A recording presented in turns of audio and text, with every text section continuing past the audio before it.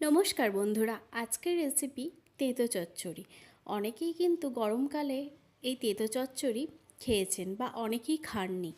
আমি কিভাবে বানিয়েছি চলুন দেখে নিই। প্রথমে কুমড়ো, তারপরে আলু, উচ্ছে বা করলা যেটা হোক নিলেই হলো, এইভাবে কিন্তু আমি কেটে নিয়েছি। খুব সুন্দর করে সাইজ করে চৌকো চৌকো করে কিন্তু কেটে নিতে হবে। সঙ্গে নিয়েছি বেগুন আর ডাঁটা। আমার রেসিপি যদি আপনাদের ভালো লেগে থাকে অবশ্যই চ্যানেলটিকে শেয়ার, সাবস্ক্রাইব এবং লাইক করবেন, আর ছোট্ট কমেন্টের মাধ্যমে জানাবেন আমার রান্নাগুলো আপনাদের কেমন লাগছে। এখানে কিন্তু একটু কালো হলুদ, সর্ষে আর একটু আদা, রসুন, ধনে, জিরে বেটে রেখেছি। গ্যাস ওভেনে কড়াই বসিয়ে তাতে কিন্তু সরিষার তেল দিয়ে দিলাম। তেল গরম হয়ে এসছে, অল্প একটু নুনও দিয়ে দিলাম। আমাদের এই রান্নাটা কিন্তু সরিষার তেলে হবে। অল্প একটু হলুদ দিয়ে দিলাম, তাহলেই কিন্তু এই তেঁতো চচ্চড়ি দুর্দান্ত খেতে হবে। গরম ভাতের সাথে তেঁতো চচ্চড়ি আর একটু টক ডাল দুর্দান্ত খেতে লাগবে। কিন্তু করলাগুলো কিন্তু আমরা অল্প আঁচে ভেজে নেব। একটু নাড়াচাড়া করে কিন্তু লাল লাল করে করলাগুলো কিন্তু ভেজে নিতে হবে। গ্যাসের ফ্লেম কিন্তু লো করে ভাজতে হবে, অল্প আঁচে ভাজতে হবে। করলাগুলো আমাদের অনেকটা ভাজা হয়ে গেছে। তারপর আমরা কেটে রাখা কুমড়োগুলো দিয়ে দিলাম ভেজে নেওয়ার জন্য।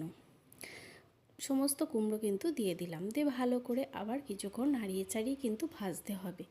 খুব অল্প আঁচে কিন্তু এই রান্নাটা করতে হবে। আর সমস্ত সবজি কিন্তু ভেজে রান্না করলে টেস্ট দুর্দান্ত হয়। একবার হলো এইভাবে করে দেখবেন।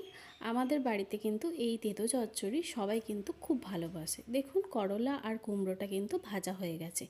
এবার আমরা তুলে নিচ্ছি। করলা কুমড়োটাও কিন্তু তুলে নিচ্ছি। সেই তেলেতে আমরা এবার দিয়ে দিচ্ছি বেগুনগুলো। বেগুন ভাজতে কিন্তু অনেকটা তেল লাগে, তাও কিন্তু এই অল্প তেলেই কিন্তু আমি বেগুনগুলো একটু ভেজে নিয়েছি। এখনকার দিনে তেল কিন্তু যতটা কম খাবেন ততই কিন্তু ভালো। তাও আর কি, যেটুকু না দিলেই নয়, সেই তেলটা তো দিতেই হবে। ভালো করে নাড়াচাড়া করেও কিন্তু আমি বেগুনগুলো হালকা আঁচে ভেজে নিচ্ছি। অলমোস্ট দেখুন বেগুনগুলো আমাদের ভাজাও হয়ে এসেছে। এবার কিন্তু কিছুক্ষণ নাড়াচাড়া আর 2-3 মিনিট নাড়াচাড়া করে কিন্তু আমরা বেগুনগুলো তুলে নেব। দেখুন বেগুনে কিন্তু সমস্ত তেলটা কিন্তু টেনে নিয়েছে। এই গরমকালে কিন্তু বেগুনের সমস্ত রেসিপি, ডাঁটা বেগুনের রেসিপিগুলো কিন্তু দুর্দান্ত খেতে লাগে। বেগুনটাও কিন্তু আমাদের ভাজা হয়ে গেছে। সেই কড়াইতেই কিন্তু আমরা একটু সরিষার তেল দিয়ে দিচ্ছি, আর 5 ফোড়নটাও দিয়ে দেবেন। কিন্তু চচ্চড়ি কিন্তু মাস্ট হচ্ছে এই 5 ফোড়নটা। আমি কিন্তু ওইখানে অল্প একটু তেল দিয়ে দিলাম। তারপরে একটু শুকনো লঙ্কা ফাটিয়েও দিয়ে দিলাম। আলুটাও দিয়ে দিচ্ছি, চৌকো চৌকো করে কেটে রাখা আলুটা দিয়ে দিলাম। দিয়ে কিছুক্ষণ ভালো করে নাড়াচাড়া করে নেব। দেখুন আলুটা দিয়ে দিয়েছি, অল্প একটু নুনও দিয়ে দিলাম যাতে আলুর মধ্যে নুনটা খুব সুন্দরভাবে মিক্সড হয়ে যায়। দিয়ে ভালো করে কিন্তু নাড়াচাড়া করতে হবে। 5 ফোড়নটা কিন্তু মাস্ট এই তেঁতো চচ্চড়িতে।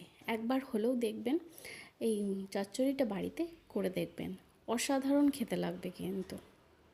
দেখুন আমাদের কিন্তু আলুগুলো অলমোস্ট লাল লাল করে ভাজা হয়ে গেছে। এরপর যে সর্ষে, কালো সাদা সর্ষে, তারপরে আদা, রসুন, ধনে, জিরে যে পেস্টটা বেটে রেখেছিলাম সেই পেস্ট দিয়ে দিলাম। দিয়ে ভালো করে কিন্তু আবার নাড়াচাড়া করে নিতে হবে। এবার পরিমাণ মতন হলুদটাও দিয়ে দিতে হবে। এর মধ্যে হলুদটাও দিয়ে দিলাম, অল্প পরিমাণে দিয়ে দিলাম, যেহেতু সবজিগুলো ভেজেছিলাম সেখানে হলুদ দিয়েছিলাম, তাই অল্প পরিমাণে হলুদ আর একটু কাশ্মীরি লঙ্কা গুঁড়ো কালারের জন্য কিন্তু আমি দিয়ে দিলাম এখানে। দিয়ে কিছুক্ষণ ভালো করে একটু নাড়াচাড়া করে কষিয়ে নিতে হবে, যাতে মশলার গন্ধটা এখানে অনেকটাই কিন্তু চলে যায়। এরপরে আমরা বাটি ধোয়া জলটাও দিয়ে দিলাম। মশলার বাটি ধোয়া জল দিলে কিন্তু রান্নার স্বাদ আরও সুন্দর হয় বা আরও দুর্দান্ত লাগে। দেখুন এবার কিন্তু আমাদের অলমোস্ট আলুগুলো একটু হাফ সিদ্ধ হতে দেব। হাফ সিদ্ধ হয়ে এসছে, ওই 10 মিনিট পর ফিরে এলাম, 5-10 মিনিট পর। এরপরে ডাঁটাগুলো আমরা দিয়ে দিলাম। ডাঁটাগুলো প্রথম থেকে দিয়ে দিলে কিন্তু ডাঁটাগুলো তাড়াতাড়ি ছেবড়াগুলো একদম ভেঙে চুরে যায়, খেতে ভালো লাগে না।